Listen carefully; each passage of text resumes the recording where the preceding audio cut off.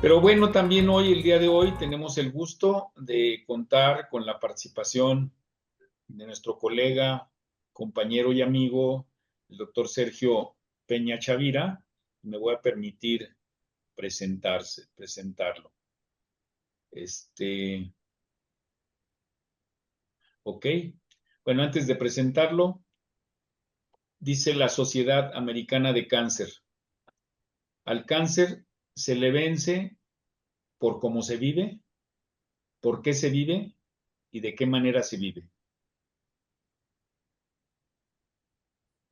Y bueno, pues precisamente hoy es uno de los temas que vamos a trabajar: el rol del psicólogo en la atención integral de enfermedades crónicas y degenerativas, con un enfoque en cáncer y enfermedades renales, que nos va a presentar el doctor Sergio Peña Chavira. Para quien no lo conocen, él es licenciado en psicología por el Centro Universitario de Mazatlán, incorporado a la UNAM. Es maestro en psicología clínica por la Universidad Autónoma de Occidente. Es doctor en psicología por la Universidad Autónoma de Baja California. Cuenta con más de 30 años como profesor de tiempo completo de pregrado y posgrado en psicología en el Departamento de Ciencias Sociales y Humanidades de la Universidad Autónoma de Occidente. Es profesor del Instituto Tecnológico de Estudios Superiores de Monterrey y de la Universidad Autónoma de Sinaloa. Cuenta con una muy destacada trayectoria en el ejercicio profesional de la psicología. Él sobre todo pues trabaja muy bien toda la cuestión de psicología organizacional, pero también trabaja la psicología clínica. Ya pues tiene muchos años de estar trabajando en esto. Eh, Como verán, aquí él ha sido las cuestiones de capacitación y desarrollo organizacional en varias empresas, en el estado de Sinaloa. También ha participado en muchas otras más empresas como capacitador y brindando servicios de consultoría, como ven aquí. Él es fundador del Colegio de Psicólogos de Mazatlán AC, del cual ha sido presidente en 4 ocasiones, en el que también ha ostentado cargos como presidente de la Comisión de Honor y Justicia. Él ha sido vicepresidente de la FENAPSIME, la Federación Nacional de Colegios, Sociedades y Asociaciones de Psicólogos de México, en el periodo del 2010 al 2012. Es evaluador del Consejo Mexicano para la Certificación Profesional en Psicología, el COMECEPI, de 2012 a la fecha. Es socio fundador de la Asociación Mexicana de Psicólogos y Psicólogas AC. Ha participado además como conferencista y ponente en diversos congresos a nivel local, nacional e internacional. Y recientemente, no lo puso en este resumen curricular, pero precisamente hace algunas semanas recibió el Premio Mexicano de Psicología en la modalidad en pro del desarrollo de la profesión de las y los psicólogos. Entonces, Sergio es una persona muy proactiva, es una persona que pues ha hecho de la psicología toda una trayectoria personal y profesional, un excelente amigo. Y bueno, pues hoy tenemos el gusto de que nos hable precisamente algún tema que tiene mucho conocimiento y tiene una experiencia muy significativa. Nos va a hablar precisamente del trabajo de los psicólogos y las psicólogas en la atención integral de enfermedades crónicas y degenerativas, en específico hablar del cáncer y de las enfermedades renales. Bienvenido, Sergio. Muchas gracias por aceptar la invitación. Muy Gracias, amable. Pepe. Gracias. Gracias a todos. Y pues bueno, antes que nada quiero pedir una disculpa porque resulta que mi cámara no se ve, ya le moví, ya cambié todo, ya encendí, ya reinicié y pues no se ve, les ruego una disculpa, por favor. Sí, a todos. Y pues bueno, no sé cuánto tiempo tengo, Pepe, Más para... o menos una hora, Ok, una hora, 1 hora 5 minutos, 1 hora y 10, y sí, porque dejamos para preguntas y respuestas al final. sí, porque va a ser es demasiado, demasiado, demasiado material al respecto, de manera aislada.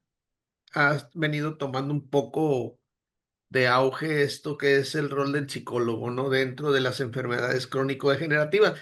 Y bueno, hablar de las enfermedades de tipo crónico-degenerativas no solo es cáncer y los trastornos renales, ¿no? El rol del psicólogo día a día y me da mucho gusto que esté retomando y que tenga una inversión más dentro de la parte clínica hospitalaria, ¿no? El psicólogo, porque hemos estado, siento, muy aislados de esa área, nos hemos concretado a ver lo que son exclusivamente los trastornos de personalidad y bueno, en la actualidad ha tenido mucho auge. Pepe, como yo conseguí una estadística que no voy a ahondar mucho en esto porque en verdad que no está actualizada, sí, no está actualizada. Y es otra de las deficiencias que en México tenemos y es un campo de oportunidad para el psicólogo actualizar también este tipo de estadística, ¿no? De las enfermedades. ¿Por qué? Porque en realidad no sabemos cuál es la inversión que está teniendo el psicólogo en el campo este. Y es muy pobre, ¿no? Me gustó esta frase que dice el apoyo psicológico fundamental para la mejora del bienestar y la calidad de vida, ¿no? Aquí la Organización Mundial de la Salud, compañeros, señala que este tipo de enfermedades genera un desgaste físico, pero también mental, que es el área que nosotros de alguna manera tenemos que estar abordando. Más sin embargo, no se está haciendo nada al respecto, ¿no? Y digo nada porque el porcentaje de especialistas que están inmersos en instituciones en las cuales, por ejemplo, están en diálisis o hemodiálisis, ¿sí? No existe la figura del psicólogo. En los centros de radioterapia, en donde asiste el paciente también, casi es nulo. Y yo tuve la experiencia de estar interactuando 6 meses en donde a los psicólogos jamás los vi. Llenaban una estadística. No estoy diciendo ni criticando que no sepan, claro que saben y saben mucho, pero no se da la dinámica del proceso, ¿no? Se, se dedican a dar de manera muy breve, pues lo que es una de las bases del trabajo del psicólogo en las enfermedades crónicas, que es la psicoeducación. Bueno, sabemos mucho, sabemos poco del cáncer, ¿sí? Y pues no se está descubriendo el hilo negro al hablar que puede ser congénito o hereditario, ¿no? Pero ahorita lo más sorprendente es que ya nada más, no nada más se está atacando el tipo de enfermedad crónico-degenerativa a los jóvenes, ¿no? Y es el diabetes, es otra, la obesidad, que es otro problema de salud pública en México, ¿sí? El cáncer, el trastorno renal. Estamos hablando exclusivamente en esta parte del área, ¿sí? Que es física o biológica. No estamos considerando en ningún momento un aspecto muy relevante e importante, que es todos aquellos trastornos que se derivan a partir, por ejemplo, como el Alzheimer, ¿sí? El, el deterioro mental que se está dando en un sinnúmero de personas arriba de los 60, 70 años. Y todo eso también debe ser preocupante para nosotros. Los Parkinson, ¿qué está pasando? Todo eso son enfermedades también degenerativas en donde nos involucra directamente. Y no se hable del diabetes, ¿no? Porque ahí sí no tenemos ninguna injerencia tampoco. Y que es un área, como les digo, muy representativa, ¿no? Y pues bueno, hablan de que todo esto tiene que ver con dos aspectos, que es el estilo de vida que cada uno lleva, pero que actualmente si eres un paciente de cáncer, por decirte algo, no puedes comer absolutamente nada porque todo te genera cáncer, dices. Embutidos, carnes, el pollo, o sea, entonces muchos están saliendo ya a lo que, inclusive lo puedes ver en los súper, que está muy de moda la parte orgánica, ¿no? Te venden el huevo orgánico, el pollo orgánico, etcétera, pero no nos consta cuál es, porque si finalmente le das purina al pollo, pues ya lleva un sinfín de agentes cancerígenos. Y bueno, todo esto para llegar a que estamos los psicólogos ante un verdadero problema de salud pública en México, porque las instituciones no se dan abasto, no se dan abasto. Y te puede dar que una persona que está en hemodiálisis en a nivel privado, yo trabajo en un hospital privado, que podemos ver que llegan los pacientes a las 6 de la mañana o 5 entra el primer turno, ¿sí? Saliendo a las 2 3 de la mañana, el último turno, ¿sí? De pacientes en hemodiálisis. Es decir, sí impacta, impacta mucho, pero impacta más como que estar en ese compás de espera, nada más. La familia no sabe qué hacer, ¿no? Cómo actuar, que es uno de los trabajos que nosotros tenemos que abordar. Las únicas estrategias que nuestras autoridades sanitarias en nuestro país han hecho es, pues, buscar la prevención y control del sobrepeso, la obesidad y diabetes, y pueden ver información por todos lados. Pero en este caso nos tenemos que cuestionar y decir, pero realmente están dando los elementos, sí te dan una psicoeducación quizás, pero no está llegando en la totalidad, ¿no? Ahora, dentro de las enfermedades crónico-degenerativas, según la Organización Mundial de la Salud, jóvenes, ¿cuáles son? Como les decía, desde las cardiovasculares. Están las cardiovasculares, también tenemos, cuando se habla de un estilo de vida, estamos hablando de esos hábitos poco saludables que tenemos. Hay una desinformación tremenda porque te dicen no comas manteca.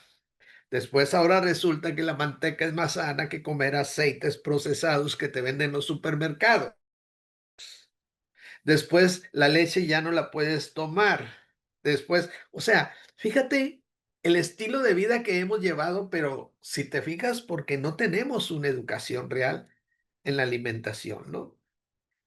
Y pues mucho menos vamos a hablar de políticas públicas, porque aunque la Organización Mundial de la Salud, sí, de alguna manera esté impulsando una serie de políticas públicas para la mejora de la calidad del ser humano, no son funcionales en nuestros países, en muchos países, puesto que no se respetan, lo cual genera un problema más, ¿no? Entonces, el psicólogo como que estamos un poquito inerte en este sentido. Hay un aumento de defunciones, sí, por la cuestión de los tumores, que le llamamos tumores malignos, ¿no? Aumentaron 2.4 unidades por cada 100,000 habitantes en comparación del 2003. No sé si te has dado cuenta que actualmente cada vez sale más cáncer, cáncer, cáncer, problemas renales. Dense una vuelta por un hospital. Y si te vas a un hospital, ve a un privado y ve las condiciones tan grandes que hay entre uno y otro, ¿no? Pero no todo mundo tiene por el costo tan elevado que tiene el proceso de hemodiálisis. En menores de 1 año, ¿sí? Ha sido el principal fallecimiento, fíjense. Entonces, ¿qué tiene de esta? ¿Cuál es la injerencia del estilo de vida? Con un menor de 1 año. Son cuestionamientos que nosotros creo que tenemos que empezar a cuestionarnos ya y hacer investigación del área para, aparte de poder abrir un nicho de mercado, ¿no? No para unos ya van de salida quizás, pero sí para todas esas generaciones que vienen. Podemos hablar de la vigilancia epidemiológica cuando muchas veces no hay epidemiólogos en el mismo estado. En Guadalajara quizás sí haya, pero aquí en Mazatlán sí hay un epidemiólogo, nada más, en todo Mazatlán. Y estoy seguro que en muchos estados de la República no existe esa figura todavía. Entonces, de alguna forma, sí, tenemos que analizar también, y hice esta combinación de cáncer renal para hablar de los dos aspectos, ¿sí? La incidencia renal en México por cada 100,000 habitantes, vean lo que estamos sumando de diagnósticos anuales, ¿eh? Es un mundo. Por la incidencia del cáncer renal, pues es bastante elevada, representando a 2.720 muertes, fíjense. La incidencia entre hombres y mujeres, pues no hay mucha discrepancia, pero México, sí, para su conocimiento, es el líder de la tasa más elevada de incidencia de cáncer renal, lo cual pues, nos pone en alerta de todo el trabajo y estamos hablando de la parte biológica exclusivamente en este momento, pero también tenemos que hablar posteriormente de la parte psicológica. ¿Cómo tenemos que definir, sí? De alguna esta manera, estas salas son bien comunes, ¿sí? Porque la gente pasa en este tipo de salas 4, 5 horas sentados. Hay gente que pasa 3 días a la semana, 4 días a la semana asistiendo al proceso de hemodiálisis. ¿Se imaginan? Vayan analizando cuál es el tipo de vida entonces que lleva este tipo de paciente. Dentro de lo que es esta parte de la definición de las enfermedades crónicas, ¿sí? Pues definitivamente son afecciones que tienen una larga duración. Inclusive, por ejemplo, el paciente con una enfermedad crónica degenerativa de tipo renal, ¿sí? Cuando está dentro del proceso empieza yendo un día. Yo me quedé cuando el asistir un día a una terapia hemodiálisis estaba en 7,000 pesos el día, ¿sí? Imagínense los que van 3 días por semana a servicios particulares, ¿sí? Quiere decir que este tipo de servicios para personas de escasos recursos, es más, ni de clase media nos alcanzaría, nos alcanzaría. Esa es una realidad, ¿no? Y es ahí donde empieza todo un ajetreo en el sentido mental. Le digo ajetreo porque es una verdadera revolución en el paciente, ¿sí? Porque vive bajo la presión, no sabe si mañana va a tener para pagar o no. De hecho, muchos de ellos le dicen a la sala de hemodiálisis el preámbulo de la muerte, imagínense. Así le llaman el preámbulo de la muerte. Y muchos de ellos que ya están dentro de un proceso de hemodiálisis de 3 a 4 días por semana, saben cuál es el siguiente paso que van a tener. Sí. Y se forman alianzas muy interesantes porque entran en grupos. Hay salas que son de 5, de 6, y es el mismo grupo durante todo el proceso, y ellos mismos ven cómo día a día está desapareciendo uno y cómo va falleciendo. ¿Se imaginan toda esa presión emocional? ¿Cuándo sigo yo? ¿Cuántos días me quedan? ¿Cuánto tiempo? Y todavía no estamos hablando del cuidador, estamos hablando exclusivamente del paciente. Impacta en la calidad de vida definitivamente, ¿no? Y en la calidad de vida tanto del paciente como del cuidador, que el cuidador es la familia. Pero aparece otra figura que también es cuidador y que son en el área de enfermería y los médicos. También se convierten en cuidadores ellos.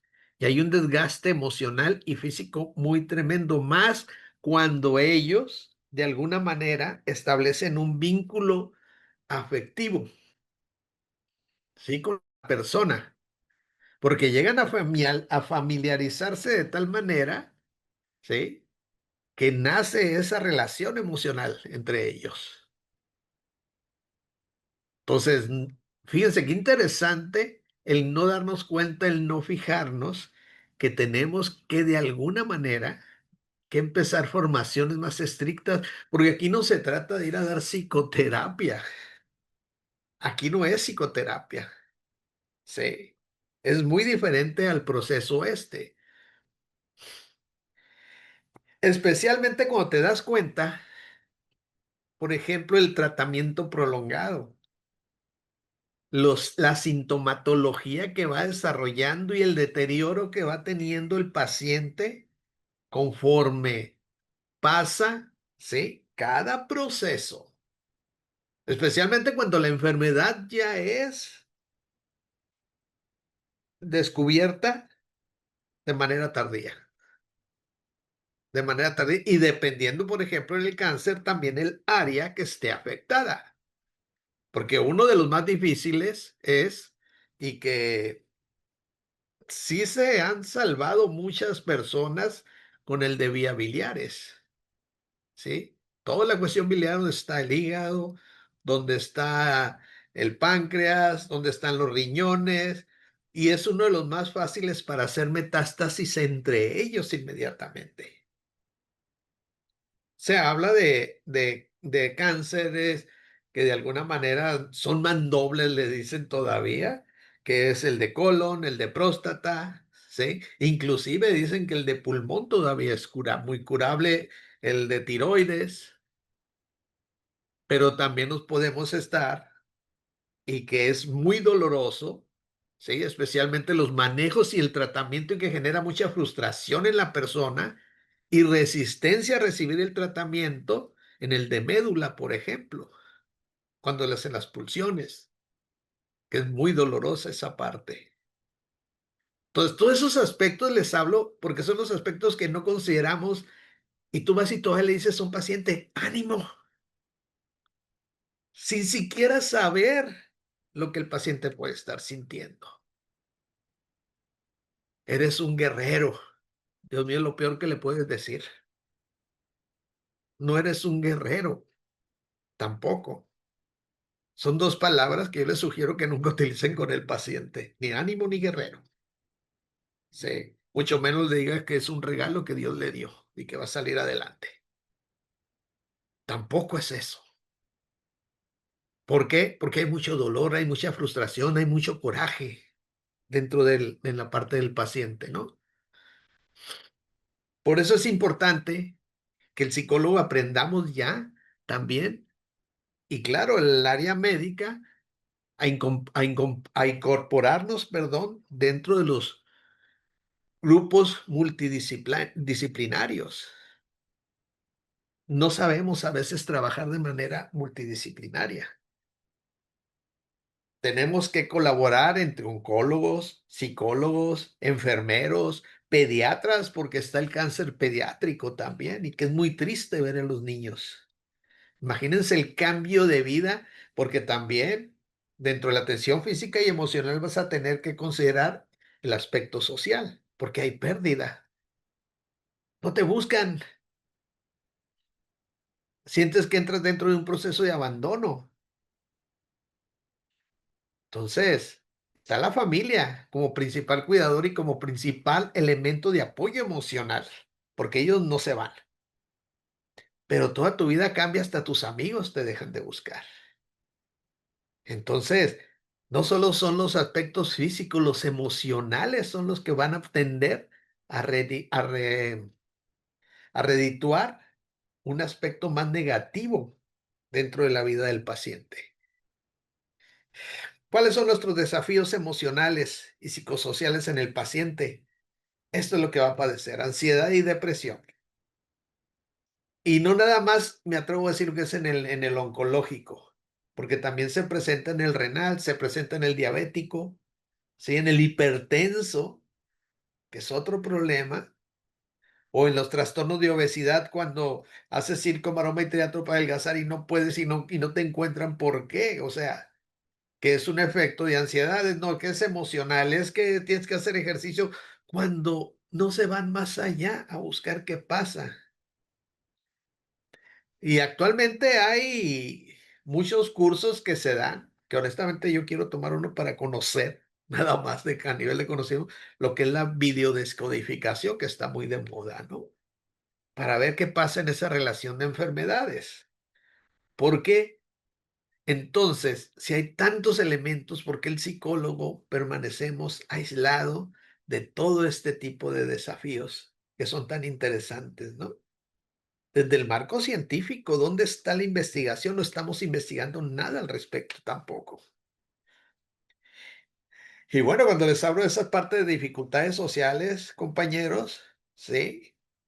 estamos llevando una disminución de calidad de vida del paciente. El paciente disminuye su calidad de vida y empieza el aislamiento. Yo tuve un paciente ya con cáncer de médula, que gracias a Dios la libró, pero tuvimos que empezar a trabajar esa parte de socialización. Y ese dolor que a él le generaba que todo mundo lo había abandonado, hasta la novia, de quererlo ver diario, lo veía una vez por semana, nada más la novia ya. Sí, bajó muchísimo de peso, muchísimo, muchísimo, que es lo primero que hace la enfermedad en el cáncer. Sí, ella nunca quiso, él quería que ella lo acompañara a los tratamientos a Monterrey, ella nunca quiso ir. Y los que siempre estuvieron fueron los papás. Ahorita el muchacho, bendito Dios, ha salido muy bien. Y digo bendito Dios porque de veras que sí da gusto cuando uno le dan la noticia de que está en remisión. Y la lleva muy bien, ya tiene su negocio, ya abrió su negocio propio. No volvió a estudiar, estaba estudiando para radiólogo, no volvió a tomar la carrera todavía, pero socializa muy bien, tiene nuevas amistades, más acercamiento con la familia, ¿sí? Y está funcionando. El for- por eso tenemos que fortalecer ese apoyo de redes sociales, ¿no? ¿Con qué redes sociales cuenta? ¿Quién tienes de apoyo? Aparecen un sinfín de personas que tú no los esperabas en tu vida, pero salen dentro de estos esquemas, ¿no? Entonces, tú como psicólogo, una de las funciones también dentro de los procesos de las enfermedades crónicas degenerativas es la creación de redes sociales, el mantenimiento, el soporte y de algo más importante, y es en el inicio de la enfermedad cuando el médico te da el diagnóstico. Ese es un grave problema. Tienes cáncer, se te viene a la mente cáncer, muerte, voy a morir. Y tu cáncer es nivel 3, nivel 4, nivel 2, nivel 1, que es el 5 y hasta el 5, ¿no? Cuando te está hablando de niveles, cuando tú no sabes absolutamente nada de eso todavía y no sabes lo que representa cada número. Entonces, creo que tenemos que generar mucha conciencia también con el personal médico. No les digo que los agarren, los abracen de beso y nalgada. No, no, no, no, no, claro que no. Pero también tienen que ser empáticos en lo que la persona puede sentir. Lo único que requiere en ese momento es asesoría. ¿Qué voy a hacer? ¿Qué sigue? Y te dicen, o tienes que entrar a cirugía, o tienes que recibir quimioterapia o radio. ¿Y cuántas sesiones de radio? No, pues vas a recibir 45 sesiones de radio. Cuando no sé si saben ustedes que en México seguimos utilizando el cobalto 60 como estrategia de radioterapia, ¿sí? Cuando a nivel mundial está prohibido. Y las instituciones públicas, si voy a decir nombre, por ejemplo, ISSSTE, ¿sí? Te siguen mandando a radioterapia con cobalto 60 para no gastar, cuando está prohibido en México. Si la que está regulada de alguna manera te destruye todo, imagínate el cobalto 60, ¿sí? Quedas hecho tiras y quedas inservible, ¿no? Entonces, son muchas cosas porque y van a impactar dentro de la calidad de vida, ¿sí? Por eso el soporte emocional es muy importante en el paciente tanto renal como cáncer. La intervención psicológica en este tipo que es el renal y el cáncer. Esta foto me gustó porque creo que tiene que ser así muy de frente, muy ligada al paciente. Tienes que establecer una relación muy estrecha, ser compañero, es decir, acompañante del proceso de la persona. Por eso es muy diferente al tipo de psicoterapia que nos han enseñado, y más cuando dentro de este proceso tienes que aplicar, ahorita más adelante viene la terapia cognitivo-conductual, eso es definitivo, ¿no? Tienes que manejar, ¿sí? El humanismo, ¿sí? Pero ¿desde qué perspectiva es lo que vamos a ver más adelante, ¿no?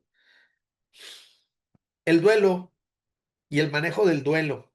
Aquí el manejo del duelo no va hacia porque te vas a morir, sino a toda la serie de pérdidas que se están teniendo durante cada parte del proceso, ¿sí? Y esto es la única manera de trabajar ese impacto emocional, especialmente cuando el diagnóstico ha sido en la etapa 5 ya. Un diagnóstico en etapa 5 es de los más graves. Si te dicen etapa 1 ya la hiciste. Y claro, siempre y cuando lleves de manera adecuada el proceso, ¿no? Los procesos de duelo saludables. Aquí, ¿por qué saludables? ¿O por qué se considera saludable? Porque tú vas a trabajar ese proceso de adaptación a un nuevo estilo de vida. Y créanme, la perspectiva del paciente que logra salvarse, tanto de cáncer renales, de cualquier enfermedad crónica degenerativa, ¿sí? Vuelve a empezar a vivir y percibe las cosas de diferente manera, más cuando fue un, un detonante, ¿sí? Muy difícil. Y aparece esta palabra, la resiliencia, ¿no? Que a través de la resiliencia es la única manera en que vamos a lograr nosotros fortalecer esa parte de pérdidas que la persona ha tenido. Porque si se tienen pierde, entonces, si se cuenta cómo el duelo es una manera diferente en el manejo que tenemos que hacer con el paciente. No la está haciendo, ¿cómo lo puede sustituir? ¿Cómo puede llenar esa parte, no? ¿Qué va a hacer? Porque también lo que hacemos nosotros con los pacientes, en algunos se vale en el que nos volcamos sobre ellos. Y es cuando tendemos en nuestra propia ignorancia a decir palabras como la que les decía, eres un guerrero, ánimo, tú puedes. Cuando ya estás en la cuerda floja y no sabes si realmente puedes hacerlo, ¿no? Y dificulta la situación. Entonces, aquí el fortalecimiento lo vas a dar a través del el acompañamiento emocional, a través de ese acompañamiento en el que las preguntas son, no sé si quieras estar acompañado o prefieres estar solo en este momento. Eso es más adecuado, ese tipo de preguntas. Y si la persona te dice quiero estar sola, no digas, ay, es que está deprimido, se va a morir, que taca, taca. No, o sea, hay que dar también ese espacio de reflexión. A veces que la persona quiere estar sola porque también se está revalorando en ese sentido, ¿no? Puede ser una forma de revalorarte y de ver todo lo que tienes que hacer para salvar tu pellejo en este momento.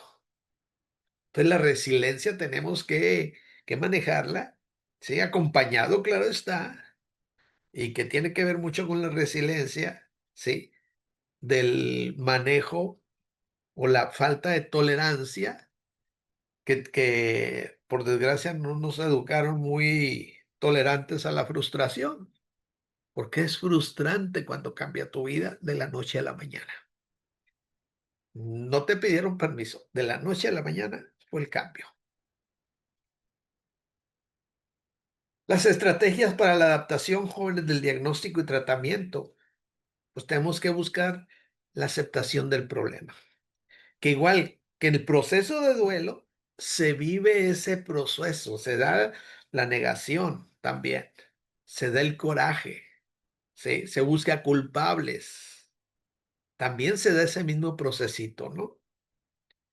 Tenemos que trabajar ahora sí con lo que nos propone la teoría cognitivo-conductual como técnicas de tercera y cuarta generación, que es la reducción del estrés a través del mindfulness, de la meditación. Puedes utilizar todo esto siempre y cuando sea un método para disminuir el estrés. Y aquí entra el estrés también del cuidador. Y aquí también entra el estrés del médico, porque los tratamientos son invasivos. Te dan química, la quimio, perdón, la famosa química, la inyección, más lo que tomas también, ¿sí? De, de pastillas. Y dices, no tiene nada que ver, pero la capecitabina, ¿sí? Dios mío santo, te pega unas.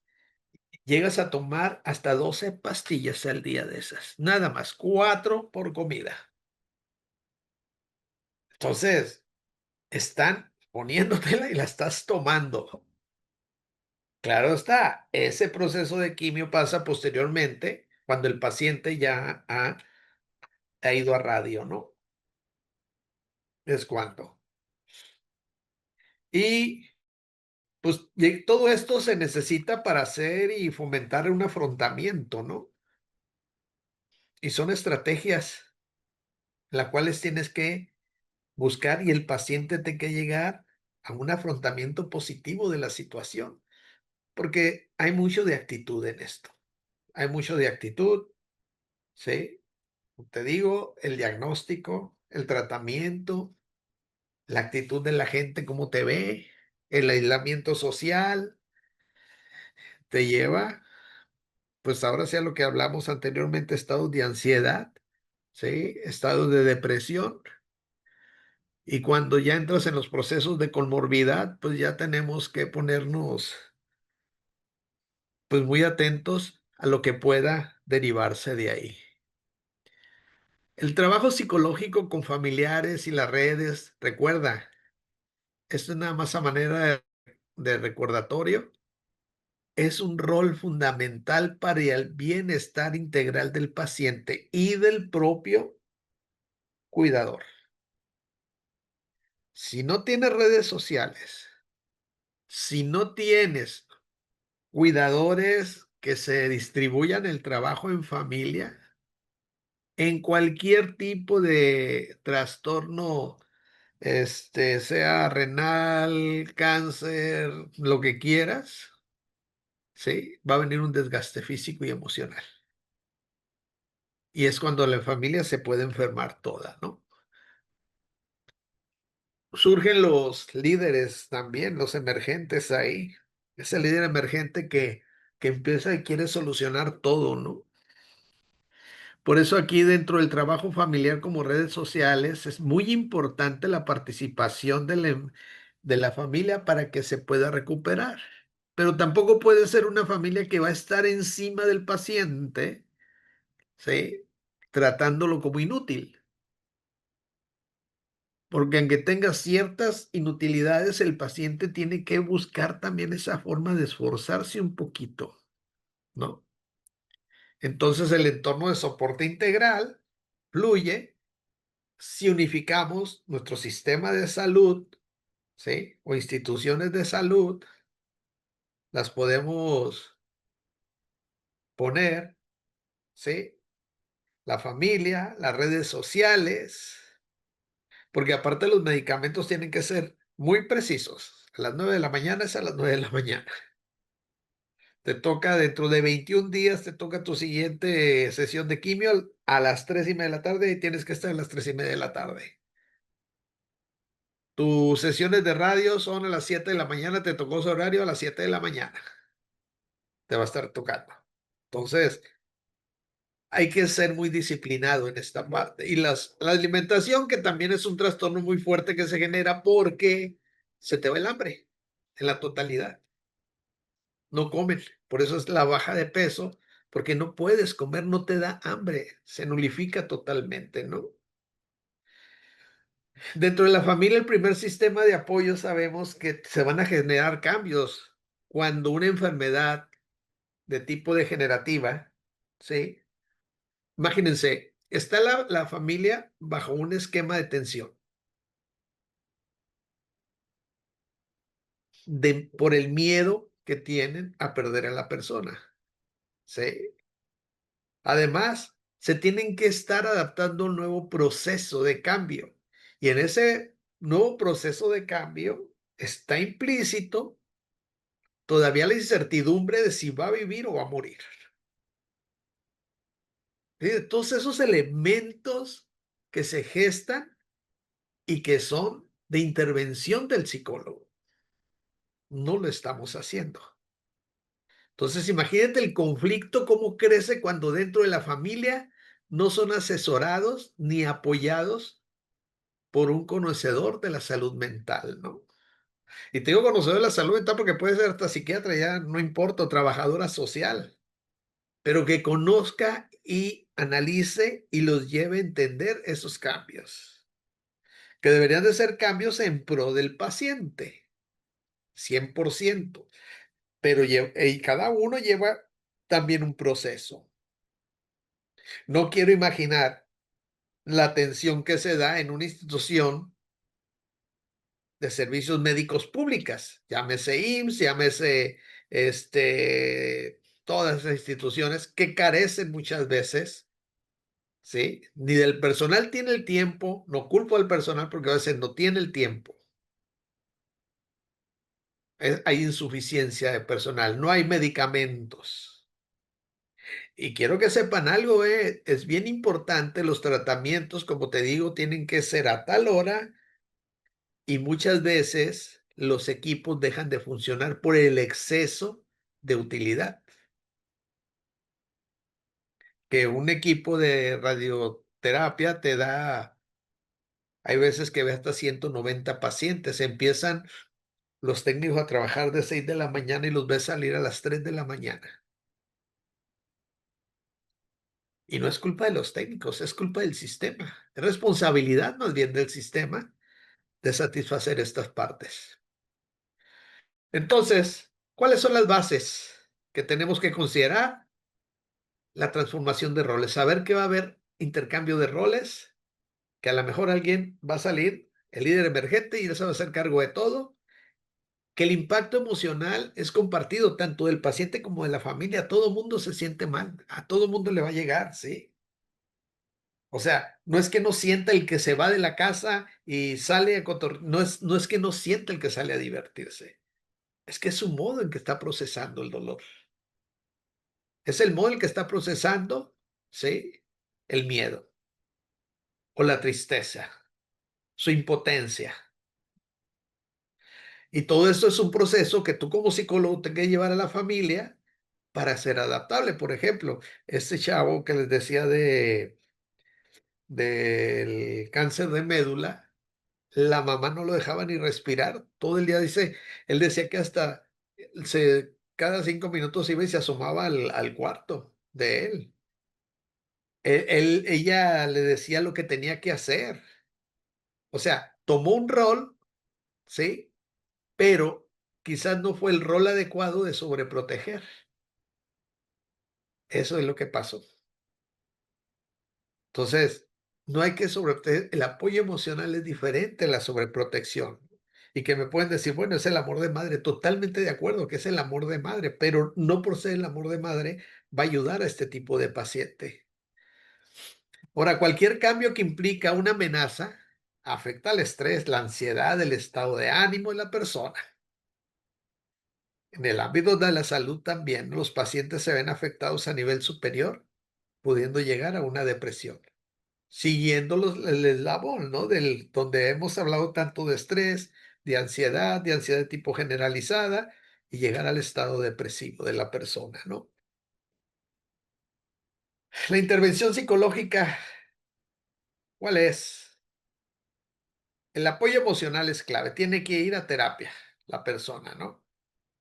Y en donde se le reeduca, en donde se le ayuda a identificar, ¿sí? ¿Cuáles son las emociones que experimenta? Inclusive los paradigmas que existen al respecto también. Y esto se da en ambas, ¿no? Y están las técnicas de relajación.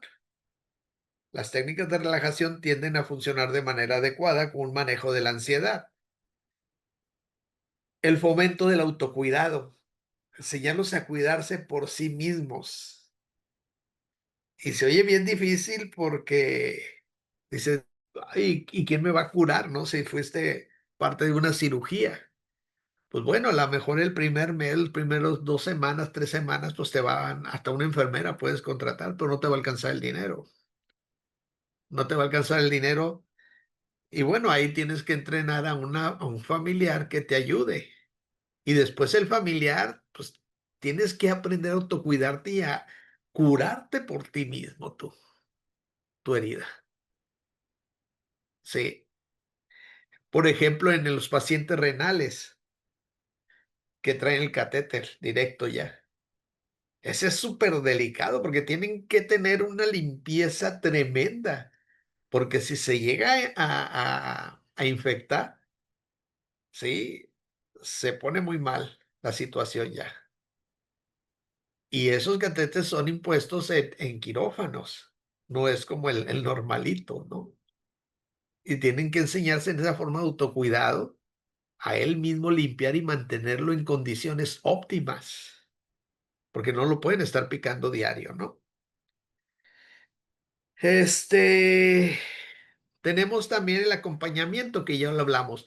Y aquí habla una parte muy interesante, lo que es el trasplante. No muchos psicólogos hemos tenido la oportunidad o han tenido la oportunidad de hacer evaluación para pacientes de trasplante de riñón, ¿no? Seguro Social te pide un sinfín de requisitos. Para empezar, trabajas con el receptor, ¿sí? Y el donante. Tienes que verificar que no haya conflicto entre ellos. Tienes que verificar que tengan una excelente relación. El proceso que pedí en aquel tiempo, ahorita no sé cuánto esté pidiendo, tengo mucho que yo no los hago, pero te pedía 6 meses. Te pedía 6 meses de psicoterapia. Evaluación previa, ¿sí? Con todos los pruebas de personalidad, que es el MMPI, el CAT y inteligencia. Y también tenías que llevar un reporte cotidiano acerca del proceso. Para los 6 meses volver a reevaluar y tú decidías si ya estaban preparados, si se habían disipado los conflictos, en caso de haber habido conflictos. Claro está, muchas veces no existía ese conflicto y el paciente podía ser dado de alta de manera previa. Entonces, el, el proceso de trasplantes es muy tardado, ¿eh? Es muy tardado, muy, muy tardado. Y y difícil, difícil imagínate, están viviendo día a día en la espera. Todo esto genera frustración, conflicto, miedos. Otra vez se viene toda esa gama de emociones, ¿no? Y de sentimientos. Entonces, para ser trasplantado requiere de un apoyo psicológico la persona. Y este es el enfoque, el cognitivo-conductual, ¿no? Cognitivo-conductual en las enfermedades crónico-degenerativas. La terapia cognitiva, vas a trabajar con la transformación de patrones mentales, salud emocional y perspectiva humana. Son el tipos de terapias que se recomiendan, ¿no? También tenemos las técnicas psicoeducativas y afrontamiento, de llevar a la persona a entender claramente cuál es la enfermedad, de enseñarle qué está pasando con su cuerpo y que sí hay posibilidades de vida. Y muchos nos preguntamos que a veces por qué no le dicen al paciente la verdad, ¿verdad? Es que así no va a sufrir y va a vivir. Bueno, de todas maneras está sufriendo porque puede estar sintiendo una serie de sintomatologías dependiendo en dónde esté y el no saber qué tiene esa incertidumbre también no es adecuada para el paciente, ¿no?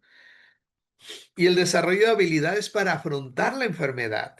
Tiene que aprender estrategias de cómo manejar, por eso hablamos, cómo manejar esa ansiedad. ¿Cómo va a manejar esos desafíos? ¿Cómo se va a enfrentar? Si no sabe manejar desafíos, imagínense cómo se va a enfrentar, pues no va a tener éxito en el tratamiento y esto va pegado al tratamiento médico. Las evaluaciones. Puedes utilizar una serie de pruebas. Están las de ansiedad y depresión, de Beck, ¿no? Por ejemplo, puedes utilizarlas. También puedes utilizar de personalidad para conocer cuáles son los elementos. Puedes manejar pruebas para determinar los mecanismos de defensas.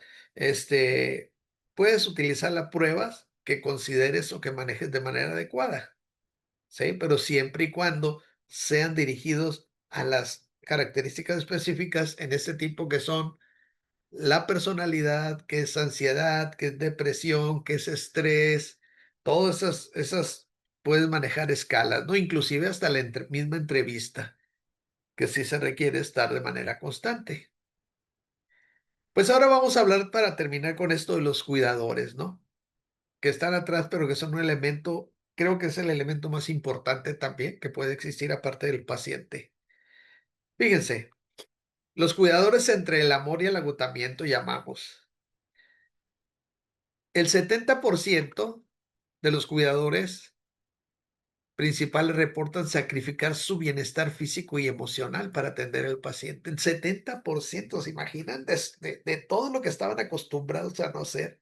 El 50% de los cuidadores experiencian síntomas de ansiedad, depresión, pero este desgaste emocional es lo peor que le puede pasar al cuidador. Es por eso que se enoja. No es que no ame al paciente, no es que no quiera al paciente, no es que quiera cuidar a la persona, es que se desgasta emocionalmente, su vida cambió totalmente, ¿no? Y bueno, tenemos que el 100% reconoce y acepta, ¿sí? Pues que hay que mantener el sostenimiento del cuidado y que muchas veces este va a ser a largo plazo, que no va a ser tan a corto plazo. Entonces imagínense cómo hacerle entender esto cuando el propio, sí, cuidador está devastado. ¿Se imaginan en un seguro social cómo está el médico y la enfermera también de agotadas? Cuando no tienen el medicamento, cuando están bajo una presión del propio sistema, cuando los pacientes lo presionan, cuando les gritan, como si ellos fueran los responsables. Y aquí no vamos a decir que es el burnout, tiene características de burnout, pero las características están siendo generadas por otros elementos, ¿sí? Y que también ese personal requiere apoyo. Muchos de ellos les aseguro que llegan llorando a casa. Entonces, creo que es importante determinar que dentro de todos esos cambios de roles psicológicos que se dan dentro de la familia, jóvenes, es muy complejo el sistema de emociones, pero es complejo porque hay inversiones de roles, porque tienes que asumir responsabilidades, porque la dinámica familiar cambió. Antes la atención era para todos, ahora es para uno. ¿Sí? Antes dormía 8 horas, hoy no. Tienes que sustituir y vas a dormir 5. Antes yo te llevaba a la escuela, ahorita no puedo, yo tengo que cuidar a tu hermano. Tengo que viajar con tu hermano. Entonces, todos esos elementos, ¿sí? Se derivan para tener un conflicto a nivel familiar. Por eso es vital crear esos espacios, ¿no? Donde se puedan emitir los juicios, donde puedas emitir lo que sientes, tus emociones, sin miedo y entenderlos que son normales, lo que puedas estar sintiendo. La comunicación, recursos en la comunicación, pues nos queda claros a todos, ¿no? Que la escucha activa, etcétera. En los recursos externos, tenemos el apoyo familiar, asesoría profesional. Aquí entramos, aquí el profesionista, el médico, el oncólogo, el nefrólogo, el etcétera, etcétera, ¿sí? Y entre todos se da el desarrollo de habilidades, capacitar, entrenar, enseñar a la gente, enseñar a la familia cuál es el manejo adecuado que se debe tener. Y bueno, eso es un poquito de esto. Las evaluaciones psicológicas en Farfán les pongo ahí las pruebas, ¿sí? Que son entrevistas clínicas, cuestionarios estandarizados, la observación conductual. Y la identificación de los síntomas. En esta evaluación esto es lo importante, identificar los síntomas emocionales y cognitivos. ¿Cuál es el tipo de pensamiento que está teniendo la persona? ¿Cuál es el tipo de pensamiento? Eso es lo importante determinar. Esas son las herramientas que puedes utilizar, ¿sí? La entrevista clínica, ¿sí? Estar muy apegado al paciente, estar viendo el proceso, ya sea de avance, deterioro o que se detiene dentro de su proceso. Hay que estarlo revisando de manera constante. Gracias. Los cuestionarios de tipo estandarizado, que ya les sea los de ansiedad y depresión, por ejemplo, tenemos lo de Beck, que es muy práctico, ¿no? Sí. Pero sobre todo aprender a desarrollar esa observación conductual, ¿no? Es muy importante también. Dentro de la identificación de síntomas, pues la detección de ansiedad, cómo se manifiesta en diferente forma que ya conocemos y hasta quizás está triado, pero son los mismos síntomas que se pueden tener, ¿no? Nada más que aquí hay que verificar también el deseo de muerte del paciente, porque si él tiene un deseo elevado de muerte, difícilmente, ¿sí? Va a lograr salir adelante, ¿no? Identificar y podría estar dentro de un estado de depresión. Es lo que tenemos que aprender a identificar, ¿no? Por eso podemos aplicar las escalas esas. Y dificultades cognitivas dependiendo dónde se encuentre el tipo de enfermedad, porque no sé si saben ustedes que en pacientes renales, ¿sí? ¿Cuál es el proceso? Es limpiar toda la sangre a rasa con todo, con vitaminas, con todo, con toda la fauna rasa, ¿sí? Y cuando el paciente ha sido ya constantemente, especialmente de las 2, 3 veces que va a hemodiálisis, ¿sí? Se presentan síntomas de tipo paranoico. Y tú puedes pensar que está teniendo un trastorno de tipo mental. O sea, está las características de la paranoia, pero son originadas por cuestiones neurológicas, ¿sí? Y es algo que muchos de los médicos, yo los he cuestionado a enfermería y no lo saben. ¿Por qué llega y se enoja y por qué le dice suelta? Discúlpeme la palabra, ¿no? Pero hay un paciente que decía, ¿sabes qué? Quítame ese pendejo de aquí, yo no quiero que me toque. Lo odio, lo odio. Vele la cara. El otro día me quiso hacer no sé qué, taca, taca, y eran puras mentiras. Sí, ese tipo de reacciones se da en muchos pacientes. Y nosotros no lo vamos a diagnosticar como si es un signo que puede ser muy relevante y decir, es, trae un trastorno de paranoia, ¿no? Pero es debido a la misma limpieza que se genera. Porque recuerden que aquí la sangre también llega al cerebro y desde allá se arrastra. Aquí te limpian totalmente lo que te mantiene limpio. Es quitarte todas las toxinas del cuerpo que acumulaste en un día, te las quito el tercero. La que olvidaste el cuarto, te las quito el quinto.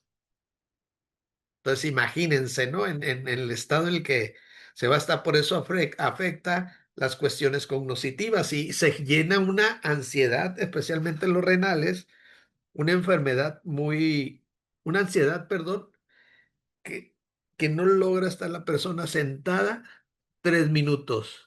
Siéntate, siéntame, párame, párame, siéntame, estoy desesperado, quiero caminar, siéntame, no, dura 3, 4 horas en ese estado, cuando ya está muy avanzado el problema.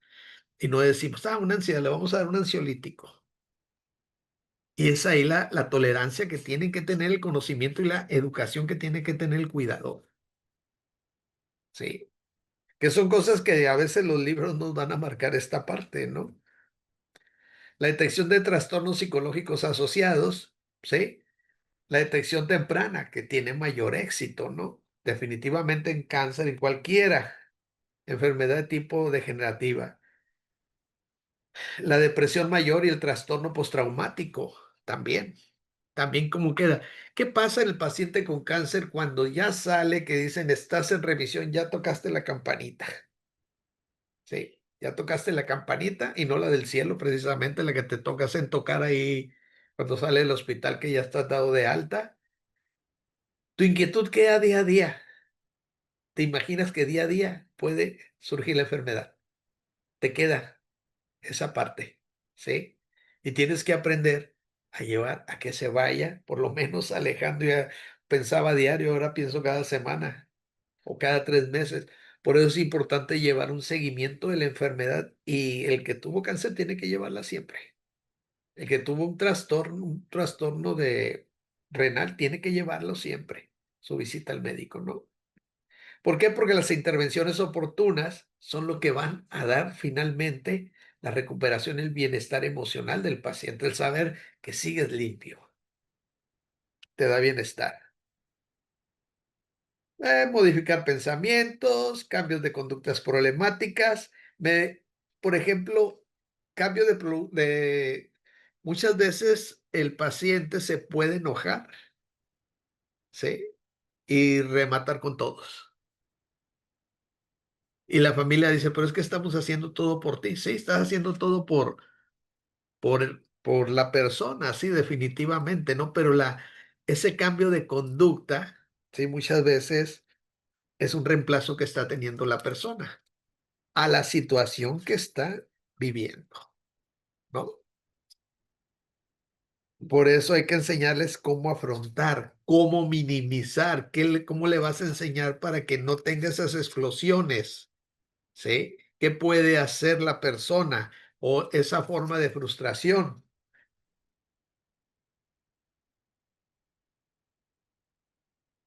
Ya lo hablamos, el acompañamiento, motivar al paciente y el manejo del estrés. La calidad de vida, si logramos dar una calidad de vida al paciente, ¿sí? Estamos haciendo una adherencia al tratamiento. Por tal razón, el éxito del tratamiento va a ser más elevado. ¿Cuáles síntomas podemos reducir los psicólogos? Ansiedad del estrés. ¿Consideran ustedes importante que un paciente con cáncer renal, diabetes tipo 2 trabaje? Luego me lo van a contestar. ¿En qué puede ayudar? En que esta persona se mantenga activa y no postrada. Mayor integración social, el acompañamiento, ¿no? Que esto el acompañamiento es que tú de alguna manera sirvas para reintegrarlo a su aspecto de vida social otra vez. El empoderamiento, la resiliencia, el refuerzo de la autonomía. Tú puedes hacerlo solo. Puedes ir a hemodiálisis solo. Bueno, en un principio sí, hay gente que va sola. Ya cuando está en el deterioro total, pues ya sí necesita apoyo, ¿no? Y promocionar esa parte de resiliencia en la persona. El trabajo con familiares en el entorno social, ¿sí? Hay que integrarnos más, apoyo emocional, fortalecer la dinámica en ese momento y entender que el otro está muy cansado, entonces yo tengo que ayudar y dedicar ese tiempo también. No existen grupos de apoyo, por lo menos no aquí en el estado de Sinaloa. No sé en sus estados, pero la intervención en grupos de apoyo ayudarían mucho.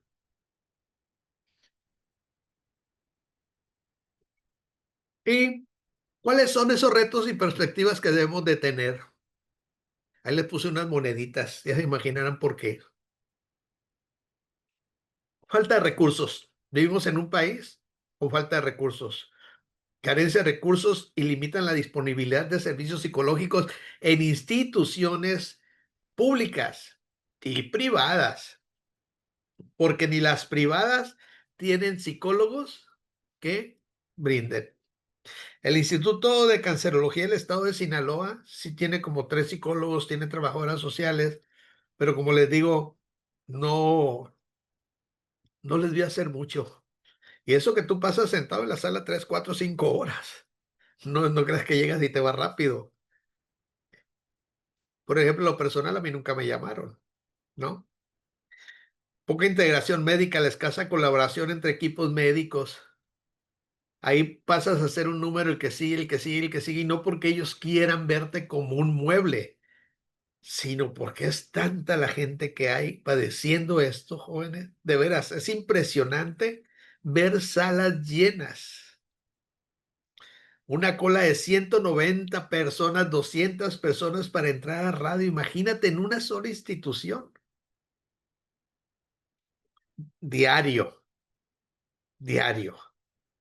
Y el estigma social, ¿sí?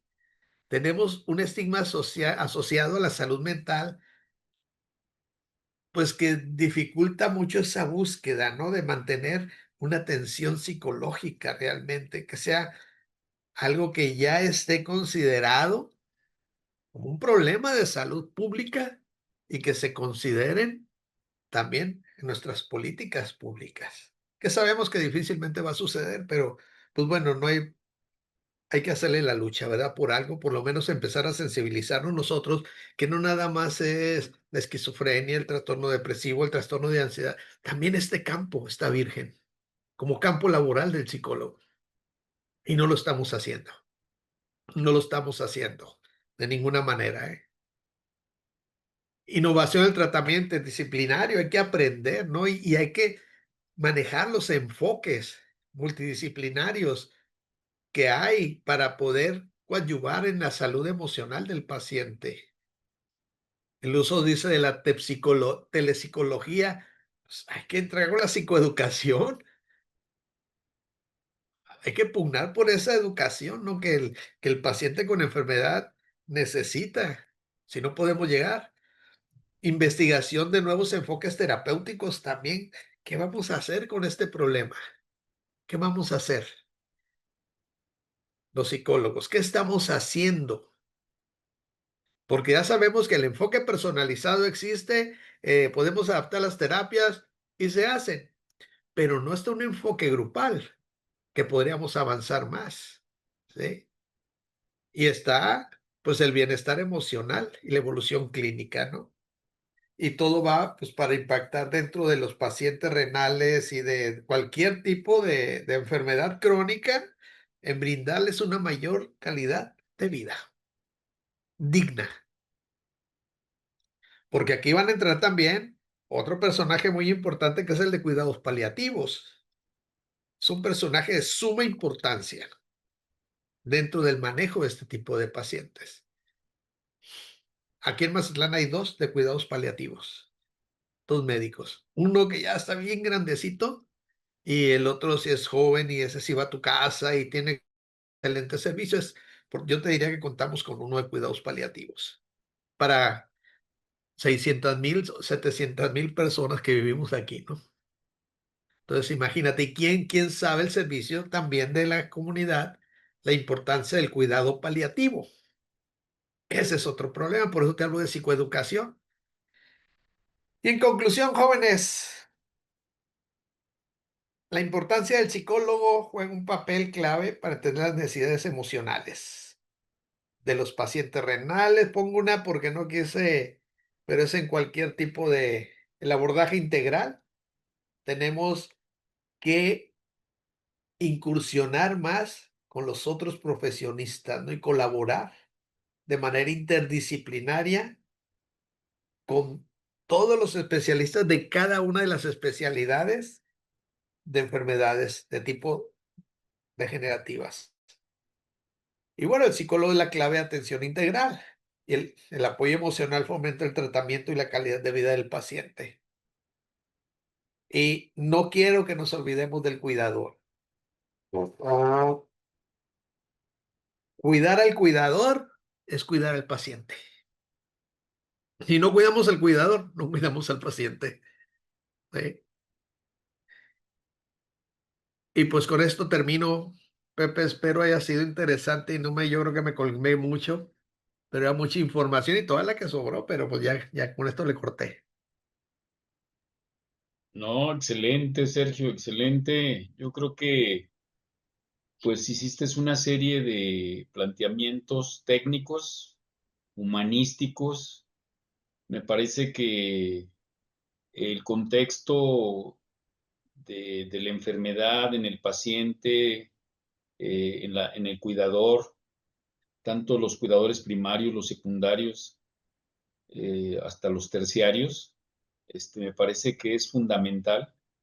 Y yo creo que precisamente, creo que ahorita ya tengo anotados algunas líneas que estás proponiendo que yo pensaba que era muy importante retomarlas. Por ejemplo, la psicoeducación en grupo. Hoy también se puede hacer psicoeducación en línea. También lo que puede ser la psicoterapia grupal, los grupos de apoyo. Entonces yo creo que hay otra cosa que no quiero que se me olvide, que inclusive no lo tocaste, pero que también yo creo que es fundamental que lo desarrollemos. Hay pacientes con enfermedades crónico-degenerativas, hay pacientes con discapacidad y hay pacientes adultos mayores que no pueden ir a la institución. Algunos de ellos pueden trabajarse en línea, pero también lo que queremos impulsar, y eso ya lo estuvimos trabajando como una otra modalidad del servicio que casi no existe en el país, que es el psicólogo a domicilio. Es decir, que hay pacientes que no pueden ir desde el problema del transporte público. Hay muchos pacientes que se les complica y que no van a tener dinero para andar pagando una ambulancia para que los lleve, o un sitio, un taxi, un Uber, ¿no? Entonces, o también que se les complica mucho el estar trasladándose, como tú bien decías, por ejemplo, para las hemodiálisis, a veces tienen que ir 3, 4 veces a la semana y es verdaderamente problemático, ¿no? Pero entonces, esto se puede abordar acudiendo al domicilio. Claro que también tenemos que sistematizar, y creo que es algo de lo que ya estamos trabajando, porque no nomás es ir al domicilio, porque a veces no vas a saber a dónde te vas a meter.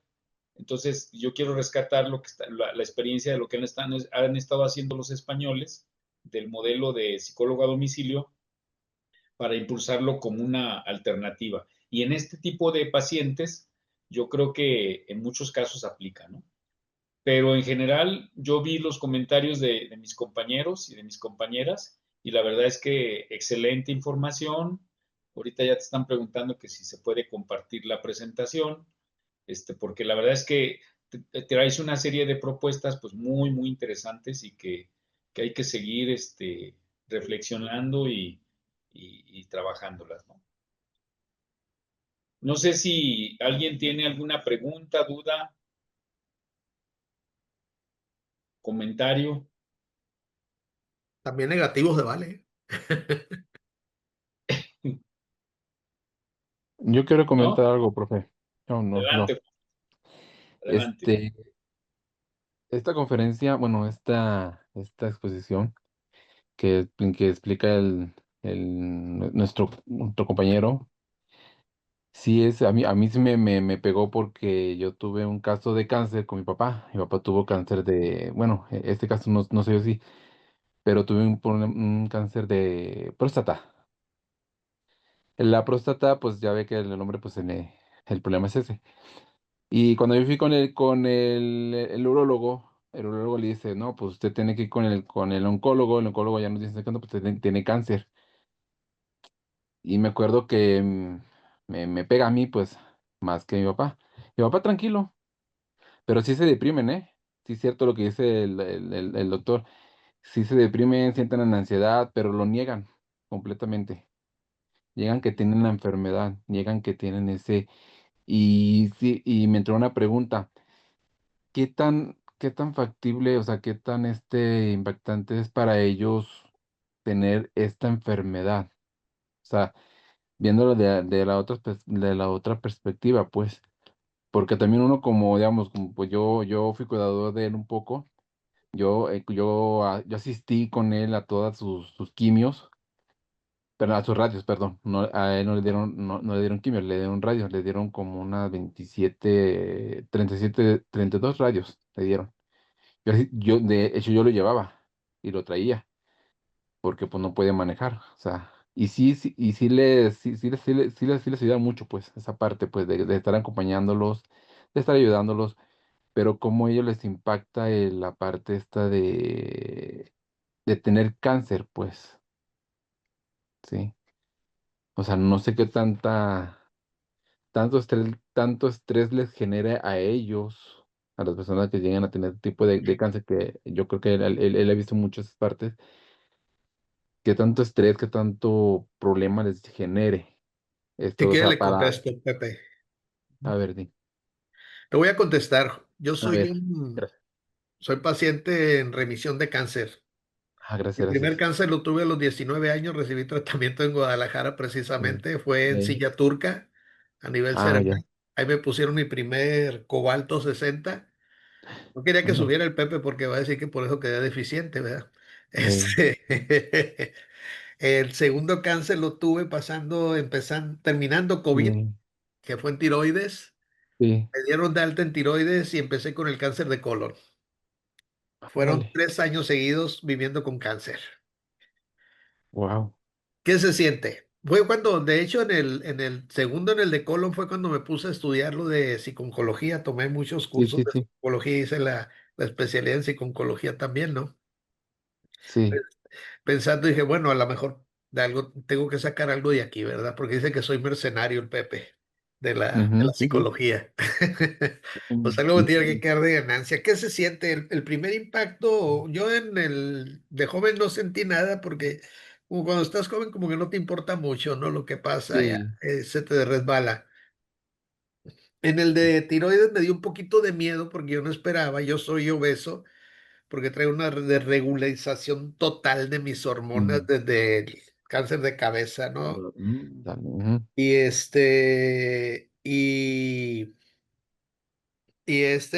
me impactó más, pero me operaron en Guadalajara y en el San Javier, un médico que viene a dar consultas aquí a Mazatlán. Tuve la suerte y me fue súper bien con el de tiroides. Al siguiente día ya venía para atrás para mi casa. sí, Pero el que sí me impactó más fue el de colon, porque no ajá, es nada más el que te digan tienes cáncer de colon. mm, A mí me daba pavor, y te voy a decir como decimos en palabras muy coloquiales, me daba pavor la bolsita, ajá, ándale, ok, ¿sí? Traje sí, sí, 6 meses. A mí me impactó más la bolsita, ¿sí? ya, ujú, Que sí, el sí, propio cáncer. sí, sí, sí, Y más porque me operó un oncólogo que me hizo un cochinero, a la semana me volvieron, tuve 3 intervenciones en 6 meses, con eso te digo ándale, todo. pesado, Y sí fue muy pesado, te digo, fue muy pesado el impacto, al principio tuve muy buenos apoyos, la verdad, no me puedo quejar. sí, Nomás la Georgina Lizárraga, ¿no? Pero sí tuve muy buenos apoyos. Pero ¿sabes cuál ujú, fue mi actitud y por qué me meto a la parte de la experiencia personal que sé que es una ujú, cuestión muy sí, empírica, pero que sí, sí, sí, tampoco hay nada escrito acerca de la intervención de pacientes con cáncer? Hay muy poca información, hay muy poca sí, investigación al de hecho sí, respecto. muy poca, Entonces, de manera empírica, ¿qué aprendí? Cuando dije, ¿sabes qué? De esto, yo no me voy a morir. ándale, esa es la palabra correcta, Y esa yo es la soy muy palabra mal correcta, hablado como los de Sinaloa, ¿no? Pero no quiero sí, evidenciarme aquí porque luego me critican. Y no, pero dije, de esto no me voy a morir. De hecho, a mí yo iba a las radios, me acompañó un hermano, una cuñada, pero ya después ya no quise que hubiera nadie. sí, Yo quise estar solo. Pero te digo, se debe respetar esa parte del paciente. sí, Sí, porque sí necesitamos a veces. ¿Qué me estaba demostrando? Quizás la parte de autosuficiencia. Eso me ayudó mucho sí, porque me iba y me venía los fines de semana manejando. Sí. Cuando otros pegaban el grito en el cielo, en las quimios yo iba solo y me ponía las quimios, terminaba las quimios y yo me regresaba manejando. ándale, bien pesado, Y no es porque sea valiente, no, no. Yo no, creo no, no es que, bien, que la enfermedad tiene que ver mucho con cuestiones de actitud. sí, Y es lo que el Ujú, psicólogo no estamos trabajando. Y la familia que hace se vuelca en el dolor. Te ujú, duele a ti, más ver una familia dolorida. ¿Te ujú. imaginas? ¿Te imaginas la catástrofe, ¿no? Que Sí, pues hunden al paciente. No, no. Entonces, a mí la enfermedad me enseñó mucho, hasta un nuevo estilo de vida, ¿sí? sí, Pero lo importante aquí es, por eso con el paciente, ¿qué siente el paciente? Lo primero que piensas, Juan Francisco, es sí, muerte. sí, de hecho sí, Tenemos asociada la palabra cáncer con muerte. sí, de hecho. Es la primera asociación que haces. Y dices, Dios mío, pues, ¿qué te pesa dejar? ¿A quién te pesa dejar? Se te viene una Ujú, serie de personas a las cuales no quieres dejar, no quieres abandonar, más ujú. que pensar en ti. Entras en estados como de coraje o ira de repente, o pasas a un estado de tristeza, de duelo, Sí, porque, como te digo, sí se forma un aislamiento tremendo y muchas de las personas que tú esperabas que estuvieran, no estuvieron. no, Sí, y eso te genera estados de tristeza, no depresión, yo no caigo en sí, depresión, gracias a Dios.